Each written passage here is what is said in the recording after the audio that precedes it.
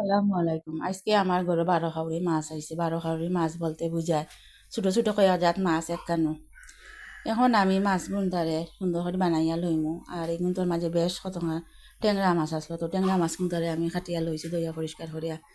গুনতারে আমি বুনা করমু টমেটো দিয়া, মজা করিয়া বুনা করমু। আসলে এই ট্যাংরা মাছ, ছোটো মাছ বলতেও আমার হাজব্যান্ডের কিন্তু খুবই প্রিয় মাছ। তাই সবসময় ছোটো মাছ খাইতে ভালো পাই। তো এখন একটা কড়াই বয়াইলাম, চুলা দিলাইলাম, পরিমাণ মতো তেল, পেঁয়াজ, রসুন পিসা আর দিলাম হলুদের গুঁড়া, মরিচের গুঁড়া আর দিলাম নুন। এখন মশলাটা আরও কষাইয়া কত সময় বাদে আমি দিলাম কয়েকটা কাঁচামরিচে ফাড়ি আর দিমু টমেটো। তো টমেটো গুন দিয়া আবার কত সময় কষাইয়া দিলাইমু মাছ। তো মাছগুলো একটু সময় আমি কষাইয়া দিলাইমু পানি।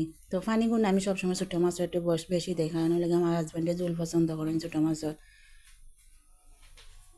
তো কত সময় বাদে আমি বেশ করে একটু ধনিয়া পাতা দিলাইমু, দিয়া 2-3 মিনিট চুলার উপরে রাখমু একটু কম আগুন দিয়া, এরপরে লামাই দিমু।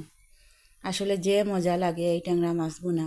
তো আপনারা একবার খাইবা। আর যদি আমার ভিডিওটা ভালো লাগে তাহলে অবশ্যই লাইক কমেন্ট আর শেয়ার করবা। যদি ফেসবুক পেজ থাকি দেখবা তারা অবশ্যই একটা ফলো দিবা। তো সকল ভালো থাকা, সুস্থ থাকা, আল্লাহ হাফিজ।